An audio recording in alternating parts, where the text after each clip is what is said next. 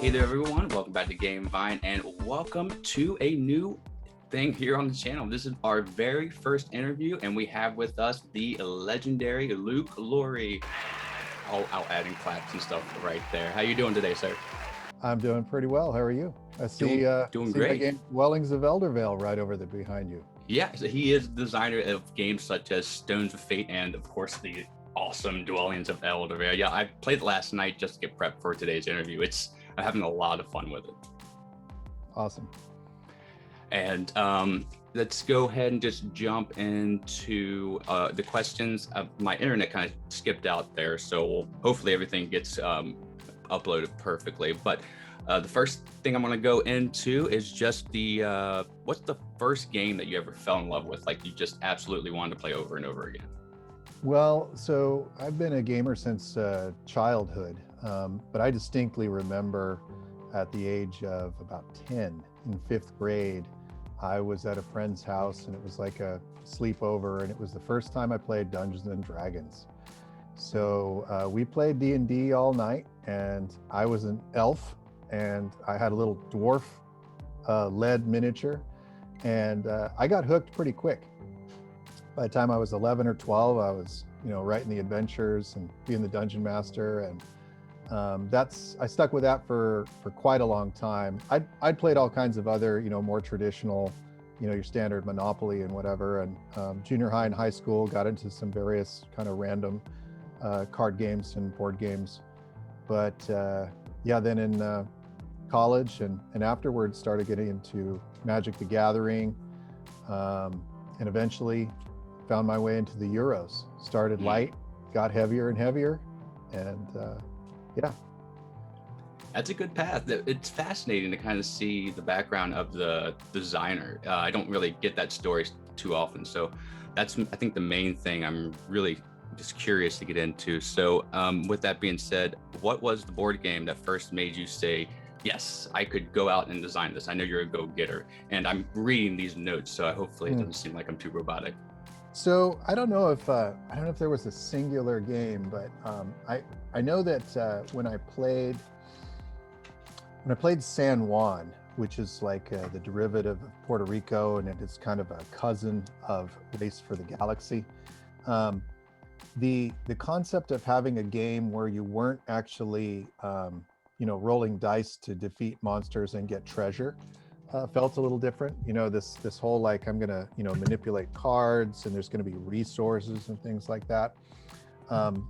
That kind of shifted my sense of what games could be like. And I think probably one of the games that also really got me going was Dominion. So I played Dominion from the time when it was pretty new. I think there was like one expansion out when I started, and now we've got this giant box that's more. We have more Dominion cards than Magic cards now. Wow, yeah. But I think I'd been doing various kinds of design work, throughout my time playing Dungeons and Dragons for many years. And as you play games like Magic the Gathering, you're designing your decks, and you think about layering of effects and all that sort of thing. And I started thinking around the time, it was about 2012, thereabout. I think that was supposed to be the end of the world. But I started one of them. Yeah, I started taking my stab at making a big board game. So my first attempt was a game called Prophecy, and Prophecy was pretty good sized board game, and it had some area control aspects. It had some worker placement kinds of things in it, and it had this mechanic wherein you'd consult the oracles to find out what was going to be coming in these future years and so on. That mechanic of consulting the oracle ended up becoming my first game. So my first game is a game called Stones of Fate. And Stones of Fate is a memory game where you're peeking at cards and you're placing stones, and then you're flipping the cards at the right time to try to win these cards. And it's based on a tarot deck. But the mechanic was derived from this larger attempt at making a board game. But I decided, well, my first my first outing would be a smaller Mm. game. That changed, and so now I build some pretty big games, and that box behind you is evidence that that's the kind of size game I tend to be working on now. And that's where you feel most comfortable with? I don't know if it's a comfort thing or it's just I start working and that's what comes out. And it's easier to pick from a bigger design than have the design like a smaller design and expand it, I would imagine. Yeah, you can go both ways. Sometimes you take an initial concept and you start adding layers to it, and sometimes my designs do evolve that way, where you feel a sense that you could add this other layer that would create this new level of fun or a new level of interaction. Because when you take a lot of more complex or larger games and you kind of deconstruct them, you see that they're really composed of a whole lot of kind of narrower and simpler mechanics. Where I like to explore is how to make all of those different mechanics interact in a way where they appear to be mostly seamless, where you're not feeling like you're playing this mini game here and this mini game here. You're playing the game and it has all of these different effects. Fascinating. I like that answer quite a bit. Okay, what else do we have here? So we have the aspect of designing a board game. What's your favorite thing? Like, when you're going into a game, what are you most excited about?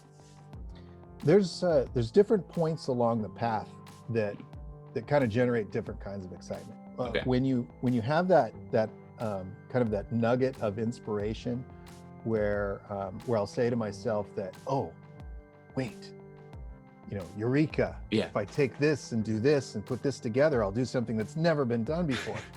And there's that moment where the idea is, you think it's the seed of some kind of greatness. That happens way more often than you actually achieve that level of greatness, because when the rubber hits the road and you actually test these things out, you find out sometimes that the inspiration wasn't as clever as you thought, doesn't work as well as you thought. Yeah, okay. But when another point that I find is one of the most exciting parts, there's all this buildup as I'm designing. I'm imagining players playing my game like at every moment of I'm working on a design. I'm imagining some of my friends, struggling to try to solve some problem, or imagining someone looking at this for the first time, what's it going to look like to them? Imagining people picking it apart and what will it be like in terms of its replayability? Will they want to keep coming back and exploring it in different ways? I'm imagining all that while I'm designing. Wow. But when I actually get it on the table and actually see those kinds of things, and I hear people respond in ways that I had anticipated, or in ways that are exciting that I hadn't anticipated, that's one of the best feelings. Because ultimately, this is a hobby, a craft, a discipline where I get to make something that's entire purpose is bringing joy to people's lives. And when you get to witness that, that's a great feeling. I can only imagine. That actually leads into one of the questions I wanted to ask you. How important is that play testing? I imagine that it has to be a crucial part, but how big is it and integral to the finished design? It's everything. Yeah. I'm certain I would be nowhere in my designs if I didn't have amazing play testers, and people who they're willing to play my designs even when they may not pan out. And the reality is the vast majority of designs that I work on do get abandoned and they'll never be in print. But the concepts that are developed along the way are part of the bigger discipline. And so some of those pieces may find themselves in later projects. But the iteration, running a test, making the changes, running another test, that's vital. And it's vital in person where I'm present and I can witness it. And it's also vital to take that and turn it over to other groups entirely where I'm not in the room to tamper with the experiment. And to get that kind of feedback from those blind play tests and those remote play tests where they're not playing in a manner where they're conscious of me as the observer. That makes sense. Are they the same play testers like in your group, or how does that go? So we had in my community, prior to COVID and prior to some people having children and various other changes, we had a pretty thriving board game community in my town and adjacent towns over the last decade. And it's pretty easy for me to find groups to play with. And once I'd established that some of my games at least were fun enough that I can get prototypes on the table. Another thing that I do is I bribe my play testers. Oh, okay. I always feed and provide drinks to everybody who's willing to come over and give my game a shot. Makes sense. And sometimes these play tests don't work, but we still enjoy the experience and have a good time with it. Another key part of it is I play with a whole bunch of gamers, board gamers especially, who are really, really good and competitive, and they will crush me in my games, and they will find anything that's broken and they will break it. And well, that's good. It's a good thing. And that's vital. The other thing is I have some good friends who have absolutely no problem telling me what they don't like about my work. Okay. And that's important because any form of criticism that they can provide me can give me an opportunity to alleviate some of those faults or flaws prior to it being pitched or prior to it going to market. Gotcha. I mean, I haven't really been like a playtester format, but it sounds like a pretty interesting thing. So the next thing that I was wondering, we'll get into some Evervale questions here soon. The designers that you've worked with, I know there's been a few games like with Whistle Mountain was one you co-designed. What is one of the designers that you would like to work with in the near future on a game? Oh, that's interesting. So I do have people reach out to me from time to time and say, hey, maybe we should work on something sometime. And those kinds of suggestions are out there. And it's really exciting because to hear from people whom I admire that they would be interested in working with me, that's awesome. Almost all of my projects have been collaborative in some way. So first game, Stones of Fate, was collaborative with my friend Jeff Cornelius, who was the publisher of the game. But he was instrumental every step of the way, all the play testing and so on. Okay. Even if the original design was mine. With the Manhattan Project Energy Empire, I worked with Tom Jolly, and Tom and I come from pretty different design backgrounds, except that we're both into fantasy and Dungeons and Dragons and that sort of thing. And he designed Wiz War, Dracon, Cave Troll. He is a legendary game designer and a good friend. And so he helped kind of show me the ropes of the industry. We went to Gen Con together. PolyCon at Cal Poly San Luis Obispo is nearby, and we spent some time there too. But working with Tom is great because he had designed so many games, had experienced so much success, and he knew how to experience failure. That the sense of how to go about, going into this business, going into this industry in kind of an objective way, even stuff like working on contracts. I mean, that's something I would never think of.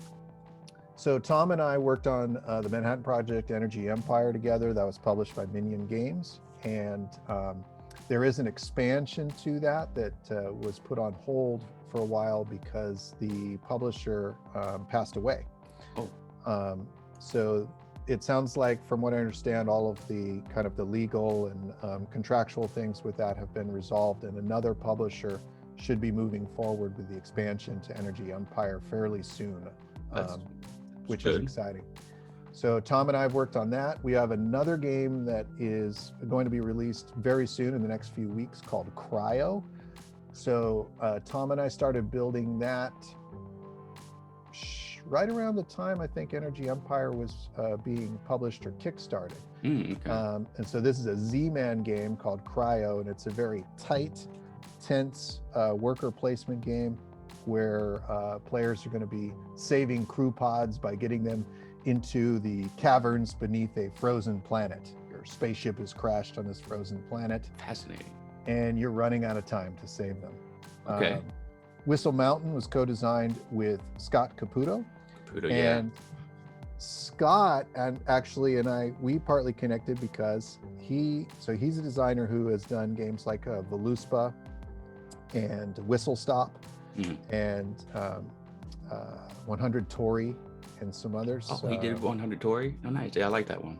Yes, and let's see, the Sorcerer City also. Sorcerer City. So Scott and we work together in Whistle Mountain. Almost all of his games use tile laying, tile placement mechanics.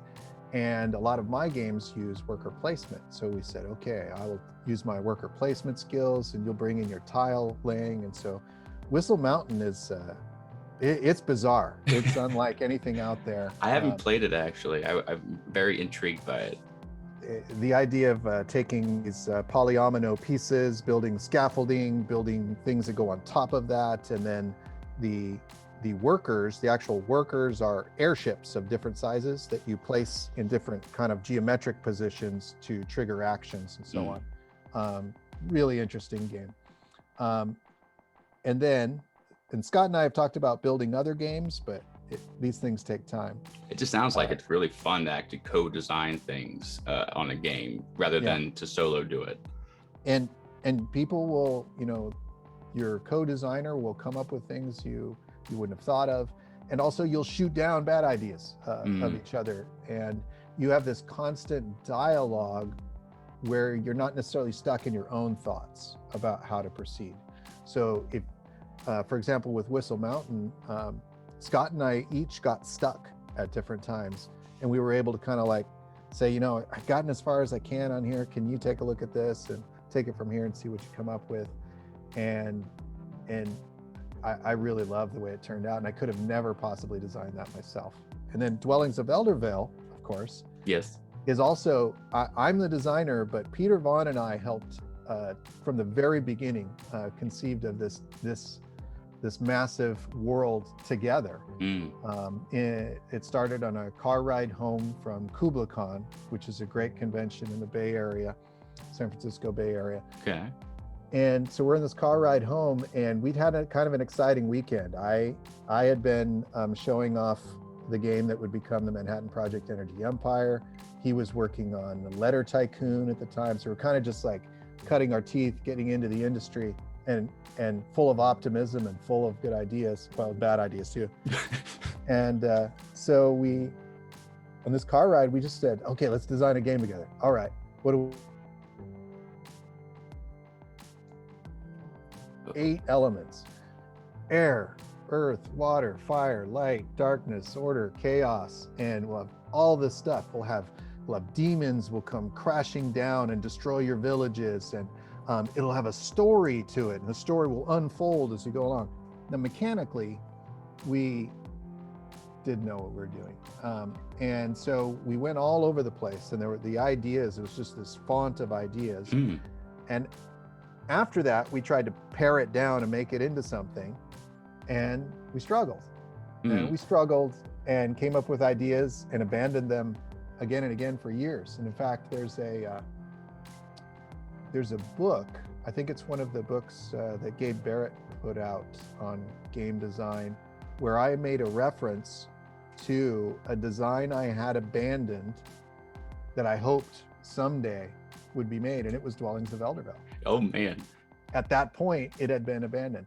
Now, sometime about, it was about 4 years ago, I was working on mechanics that involved the worker placement on hexagonal tiles and action cards in a tableau, and these sprawling mechanics that started building this really big game, and it was science fiction oriented. And then I was like, wait, this could be Dwellings. And then I started shifting. I was like, no, this spaceship, this could be a dragon. This could be a warrior. And then, okay, so then I started getting it back together, and then I give Peter a call, and I'm like, Peter, I think we might have it. And I think it took me like 2 months to build the rough prototype, and drove down to Los Angeles and met with Peter. We played it. It was really rough and it didn't work right in every way, but he's like, we're going to publish this. That was that feeling right there. I mean, that sounds so amazing. Yeah. And oh man, I could not be happier with Dwellings of Eldervale. Like, every designer would love to have something with the production quality, the art, the attention to detail, as Dwelling.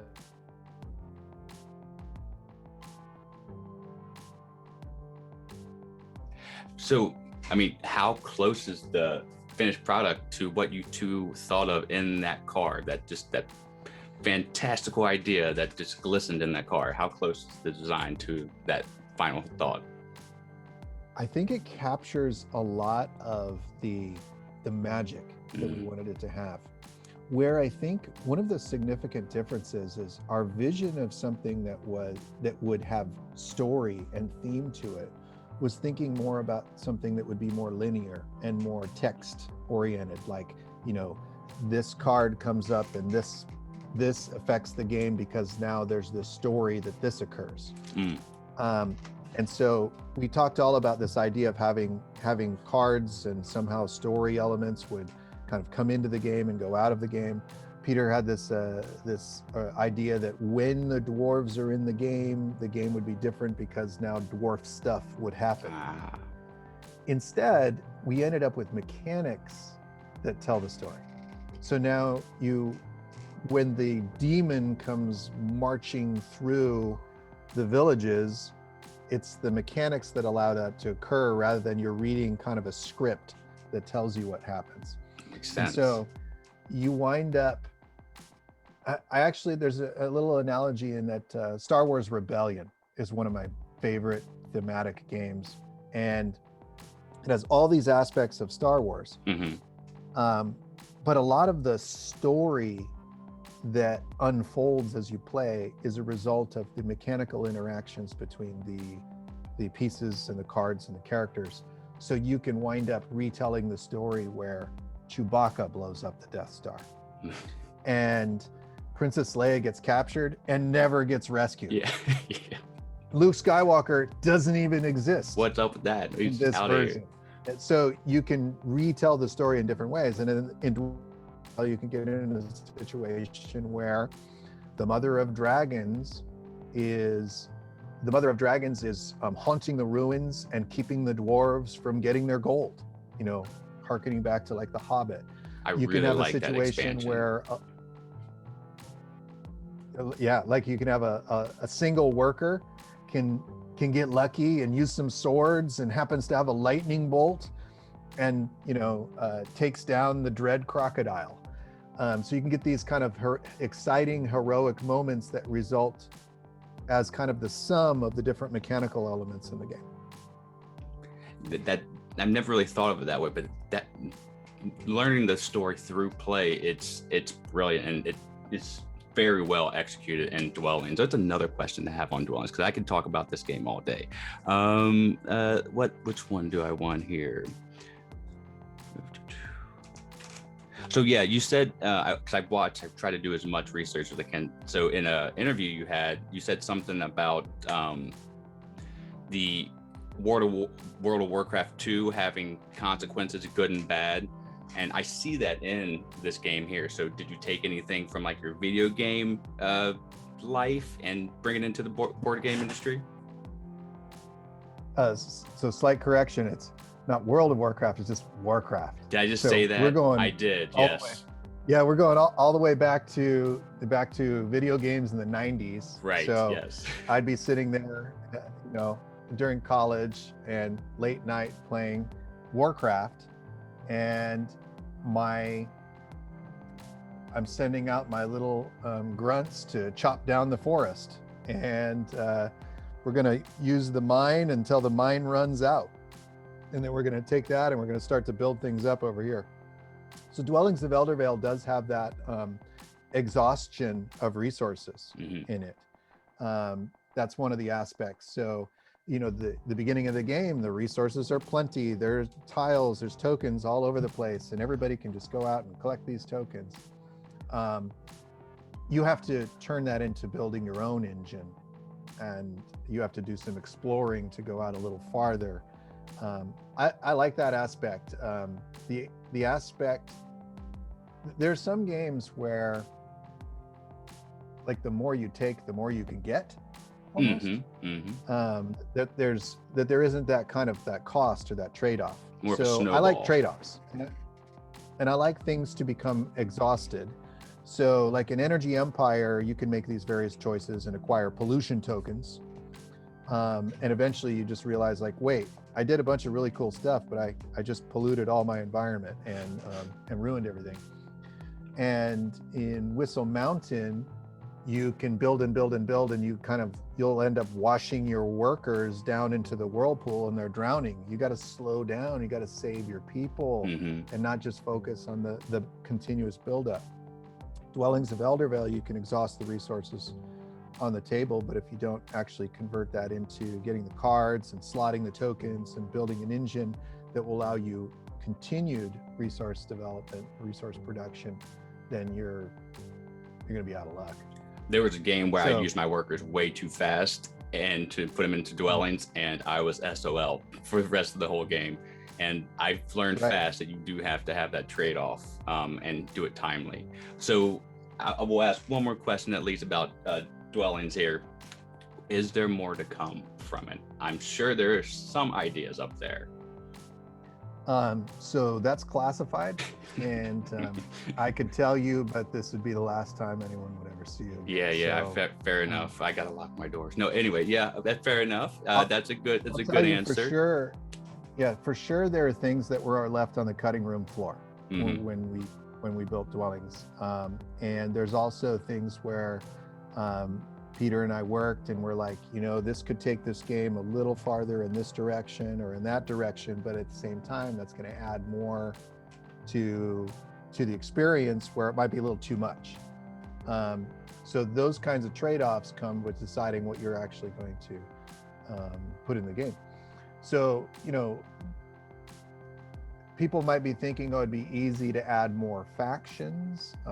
They might be thinking about adventure cards and so on. And those might be easy and obvious ways to enhance or improve the game. But I'll tell you that the concepts that I've been working on, you won't predict. Yeah. That's good news. I like that. Yeah. I mean, the game already has 16 factions. Why does anyone want more factions? But that's very true. Some people want a pink faction. Ooh. So, yeah.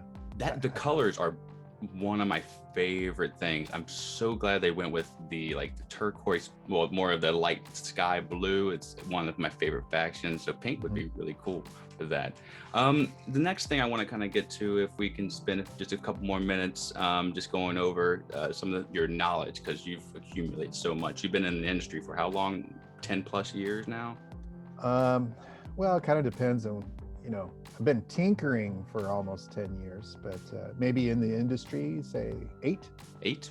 That's a pretty good amount of knowledge. So with that, how would somebody that's new go about pitching their very first developed game that they feel like they've prototyped and done everything, and they feel like they can pitch it? What would their first step be? So here's where things are interesting. When I first started getting started, I talked a lot with Tom Jolly about how this would work. And Tom basically said to me, if you want to get published, you need to go to Gen Con. And so I went to Gen Con, and I went and walked up to a whole bunch of publishers, and I didn't get anywhere at all. And so Tom could go to Gen Con and get audiences and get published. Over time, I learned that, well, you kind of need to schedule meetings in advance. You kind of got to know who's who and where different people are going to be. There are some doors you need to get open. Probably the most principal piece of advice would be, people need to be patient. about this. There is not a quick and easy way to do this, to get those doors open. And then also to be accepting of the idea that, like Tom's advice to me didn't quite work. These things are continuously evolving, or yeah, especially with COVID and more remote, and people are using online tabletop simulator and Tabletopia, for example, to do online pitching potentially. But so what would you do as a first-time designer? Watch, look, and listen.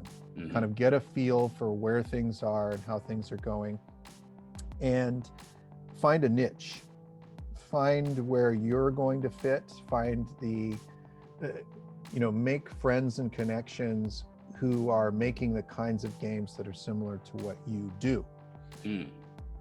Now, on top of that, there are publisher speed dating events, and clearly COVID's put a stop to those, but they are key. And so I've helped run one of these, and I've been involved in attending several of them. James Matthew, who was Minion Games, he used to run them at Gen Con. And so he helped kind of establish how that system would work at Gen Con. And essentially, people will come in with their games. They have signed up online, have gone through a screening process, and then publishers are going to rotate around and hear your pitches, your short pitches, and then potentially have follow-up meetings after that. It's a very, very efficient way of getting your game noticed and getting an audience. So if publisher speed dating events come back, that's something that people want to look at. So getting involved in the online forums, I think, is important. I know that some people work on establishing themselves by generating content, generating media, putting stuff out there in terms of videos and reviews and so on, offering to play test other people's designs. That's essentially you are now working in the industry when you are play testing other people's designs. That's a great way, and you'll learn a lot doing it. So another thing that events that I've helped run in the Bay Area are protospiels. So a protospiel is designers and publishers are bringing their prototypes, and all weekend long for days they are playtesting. Awesome. And those events turn into publishing opportunities for some people. Sometimes the connections are made. Publishers might even be showing up just for the purpose of finding a game to publish. And they also, all of these various connections between the designers is vital. We end up collaborating, and knowing who's who matters in all of this. The speed dating one, really, I think that's the most fascinating, because I would like just to watch that happen. I'm not a designer, but just outside looking in, that would be the most interesting thing for me, I think. Do you have enough time for about one or two more questions? Okay. So speaking of the conventions, I know you live in the Bay Area, but you come all the way to Gen Con. What is your favorite convention when they do come back to go to? What's my favorite convention to go to? I keep giving you kind of these waffling answers, and I just I'm like hearing about the industry. So I like different conventions for different things. Okay. Going to Gen Con and going to Comic Con, there's this kind of like, your eyes are wide open. There's like this overstimulus. There's just every, games and stuff as far as you can see that's exciting. Being a part of that energy is really great. I had a huge disappointment this last year, because this is the first year where I was going to have games that were going to be featured at Gen Con. Oh. And I I had a hotel provided for me That's and the whole huge. bit. It was gonna be my first time. Every other time I'd gone to Gen Con, I was the little guy knocking on doors. I was gonna finally like be at the booth. Oh, you're gonna work the booth, you're gonna show off this game and so on. And yeah, that didn't happen. Yeah. Oh, that's a hard pill to swallow. So the conventions, and I actually live about 200 miles away from the Bay Area, but that's one of my closest spots for attending conventions. Okay. Kubla Con is pretty exciting, and it's like a medium-sized con of a few thousand people in a great hotel. Pacificon, DundraCon. They basically, between those three, that hits the 3-day weekends of the year. These events are really well attended. There's a real positive vibe. They're small enough where you run into a lot of the same people again and again. So they're friends that I've made that, basically I only see them there. Convention friends. Yep. Yeah. And we'll hang out, we'll play some games, and then, see you in a few months. And that sense of like, being part of kind of like a larger extended family is what you get out of those kinds of conventions. And then we have Polycon. San Luis Obispo is really small scale, a couple hundred people, but it's very family-like also. And there are people who've been going to that convention for almost 40 years because it's one of the oldest game conventions in the country. Wow. I need to go to that just to say I did. Polycon, is that what it's called? Polycon. Where's that at? Cal Poly, San Luis Obispo. Every June, like after the students leave, Polycon. I believe it's canceled for this year. Online, like a lot of stuff. And that makes sense. That you say that it's a waffling answer. Conventions are hard to pin down because the one that I like to go to is Origins, and it's what I play with my friends. It's the Origins convention. Of course, Gen Con is where I purchase everything. So I'm pretty sure the meeting's getting to that point where they're going to cut us off. Last question here: how extensive is your board game collection? Are you a big collector? So I'm one of those people with a very large shelf of shame, where some of these games, though, or a lot of the games that I own, they're my friends' games or people who I know and have met in the industry. And I did get to play the game before it was published. I got to play the game in the prototype form. So I have a whole bunch of those that I have the finished one and I haven't played the finished one. Why? It's funny. Because my time to actually play is really scarce.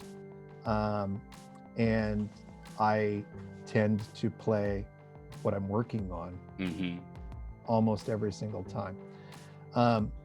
My family's moved a little away from board games and gaming mostly, and everybody kind of has their own hobbies. And so without like a gaming group to get back together, it's been less and less over the last year. But it was already on decline years before that too. So my collection, I have a couple hundred games. I used to have more than that. But yeah, I still have too many because if I get another one, I have to like put one up and then put one goes into the garage. Yeah, it's the place of shame at that point, the corner of shame. Yeah, that's pretty much how my collection is going. But thank you so much for joining me today and talking about your fantastic game. I don't know if you watched my top 10 games, but this is absolutely my favorite. And I hope there's more to come, even though it's classified. I'm going to be praying every day for more dwellings. So is there anything else you kind of want to just say before we get out of here?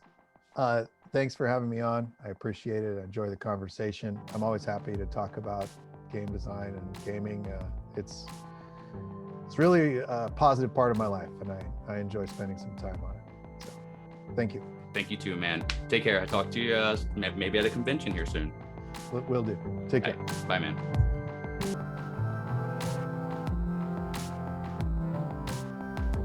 Vi Nation, we love making content here for you on the channel, and we're almost at 2,000 subscribers. So subscribe now and help us out. This video right here, I think you'll like. This video right here, YouTube thinks you'll like.